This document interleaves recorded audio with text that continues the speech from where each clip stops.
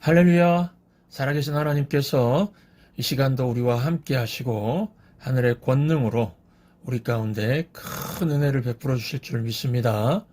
오늘은 본문 말씀 사도행전 2장 1절부터 4절까지 말씀을 가지고 바람과 불과 나라는 제목으로 하나님 말씀 증거하도록 하겠습니다. 오늘 본문의 배경은 사도행전 1장 14절 15절 말씀입니다. 여자들과 예수의 어머니 마리아와 예수의 아우들과 더불어 마음을 같이하여 오로지 기도에 힘쓰더라. 모인 무리의 수가 약 120명이나 되더라. 그러니까 한 120명 정도 되는 사람들이 10일 동안 다락방에 모여서 기도했습니다. 그 이유가 무엇이었을까요? 앞으로 감당해야 할 일들이 단순히 돈으로 하는 비즈니스 같은 것이 아니라 사람의 영혼을 다루는 영적인 사역, 예수님이 맡겨준 사명을 감당해야 하기에 위로부터 오는 능력이 필요했기 때문입니다. 10일이 지나서 유대인의 절기 중 하나인 유월절이 되었습니다.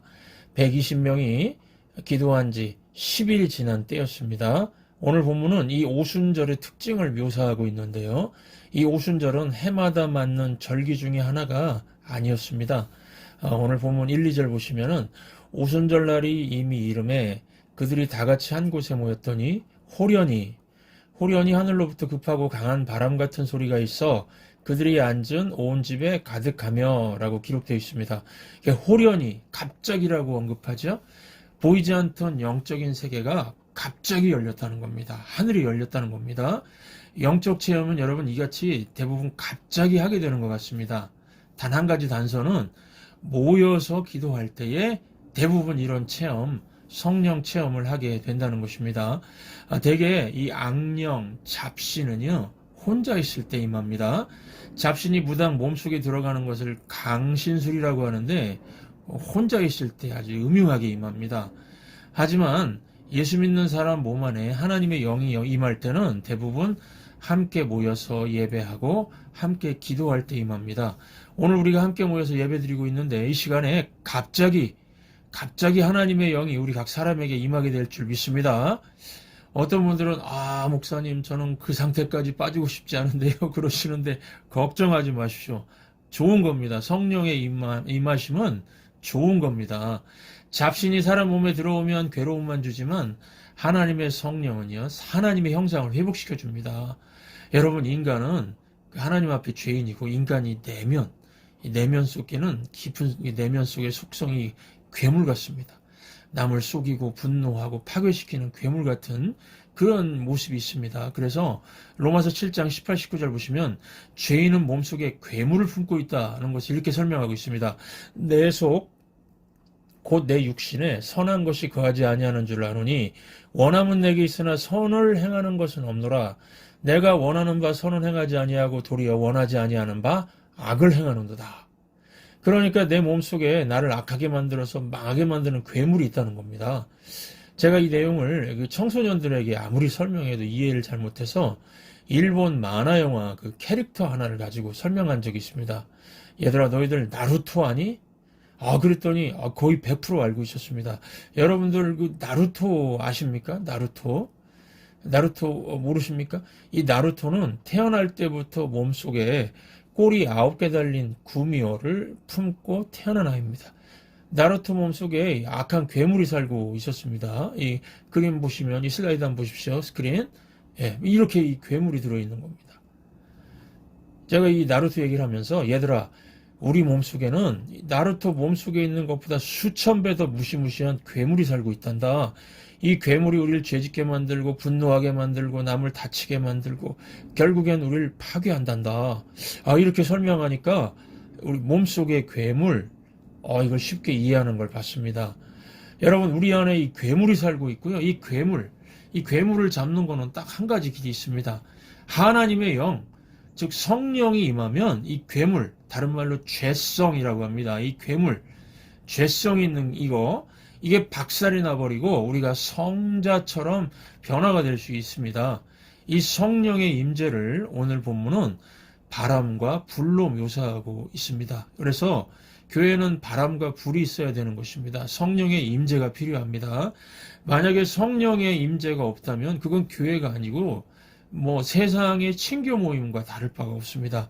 세상 어디에서도 경험할 수 없는 것, 성령의 임재가 있어야 진짜 교회입니다. 성령의 임재가 오늘 본문 보시면 어떻게 나타난다고요? 두 가지입니다. 첫 번째, 성령의 임재는 바람이 부는 것처럼 임한다는 것입니다. 2절 보시면은 호련히 하늘로부터 급하고 바람 같은 소리가 있어 그들이 앉은 온 집에 가득하며 라고 했습니다. 성령을 바람으로 묘사했습니다. 요한복음 3장 6절도 보시면 우리가 거듭남을 설명하면서 예수님은 성령을 바람으로 묘사하셨습니다. 요한복음 3장 8절 보시면 바람이 임으로 불매 네가 그 소리는 들어도 어디서 와서 어디로 가는지 알지 못하나니 성령으로 난 사람도 다 그러하니라. 바람이라는 게는 보이지 않지만 존재하고 있는 힘을 의미합니다. 그리고 이 성령의 바람은요, 무슨 미풍, 산들바람이 아니라 강력한 태풍 같은 바람입니다. 이 토네이도 바람에 막 차 4대가 공중에 둥둥 떠다니는 거 보셨습니까? 이와 같이 막 성령이 임재할 때에 이 바람처럼 급하고 강하게 임재한다는 것입니다.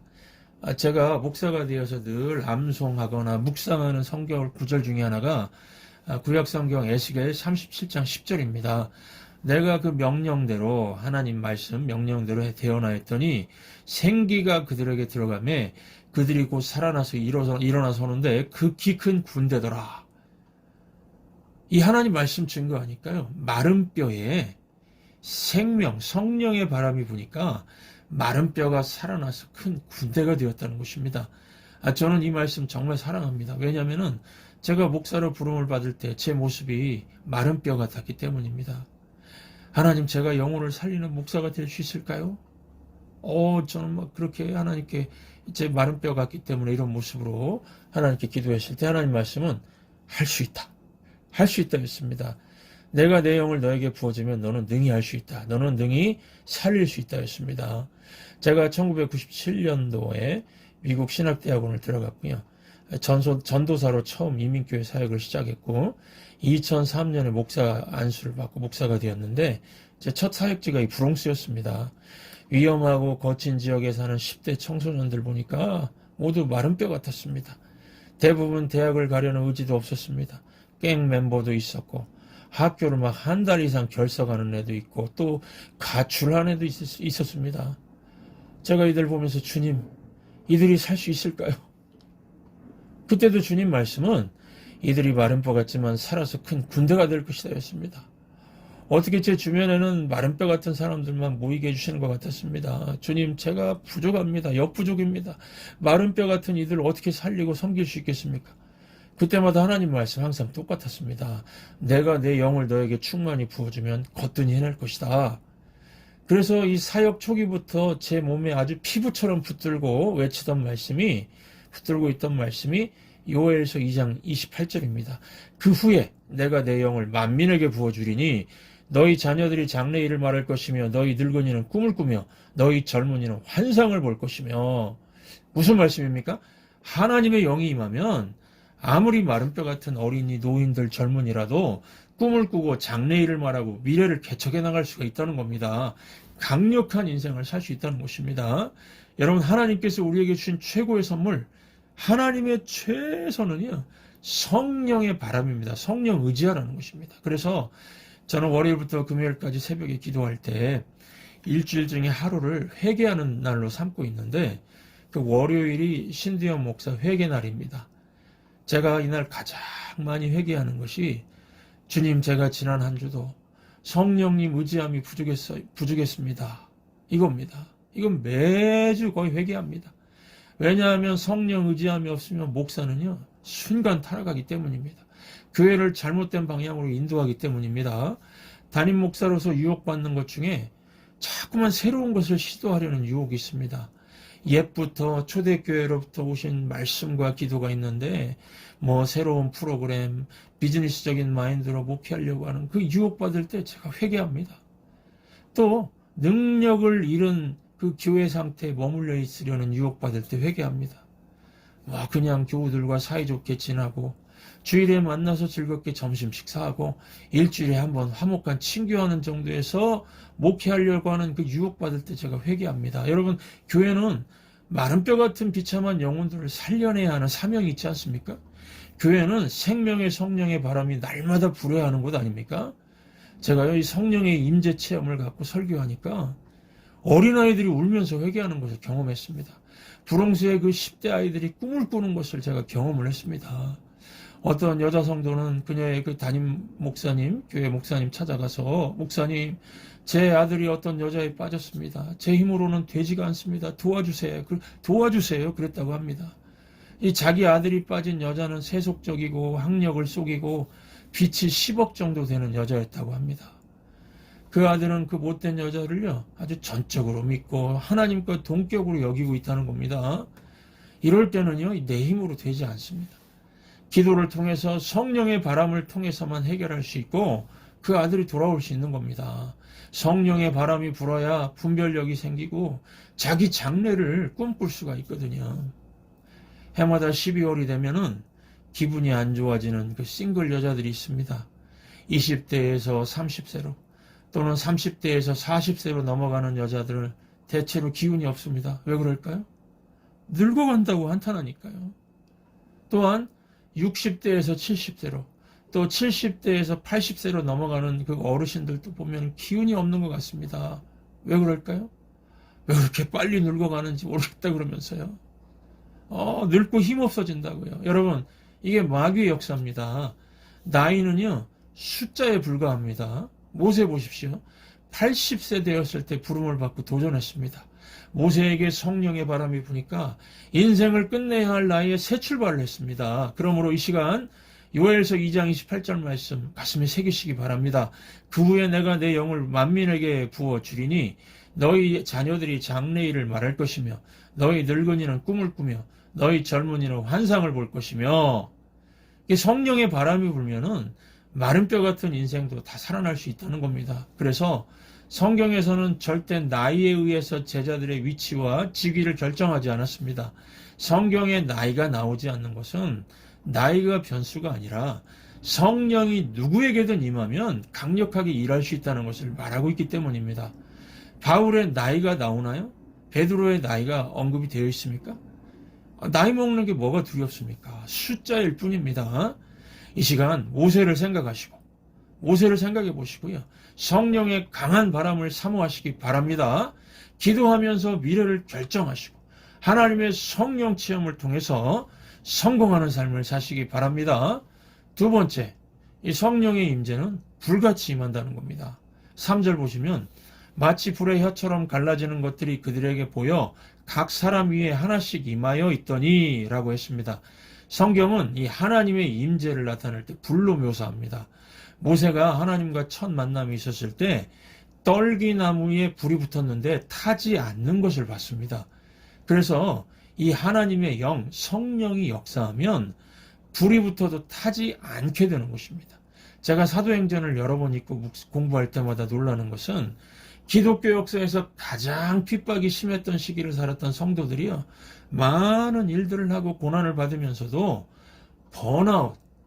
번아웃 되질 않았다는 겁니다. 다 타버리질 않았습니다.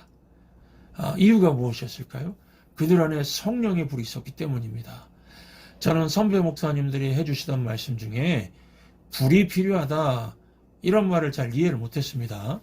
그런데 제가 설교를 하면서 실패도 해보고 성령의 능력에 이끌리는 설교를 해보면서 이해가 되었습니다. 저도 이제 설교 인생 20년 차가 넘었습니다. 그래서 신학생들, 후배 전도사들의 설교를 들으면 조금 감이 옵니다. 설교의 내용과 구조는 거의 완벽합니다.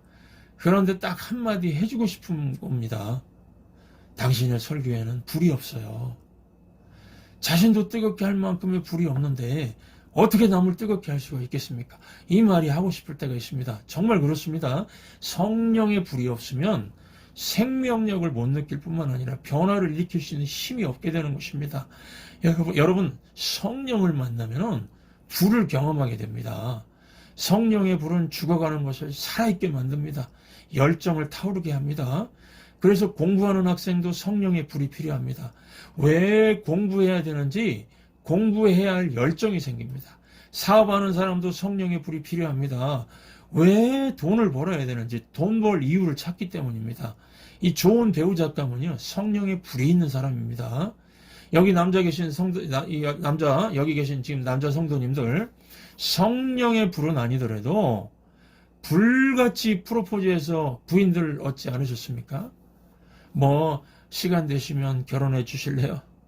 뭐 한가할 때 결혼해 주실래요? 이렇게 하지 않으셨을 겁니다.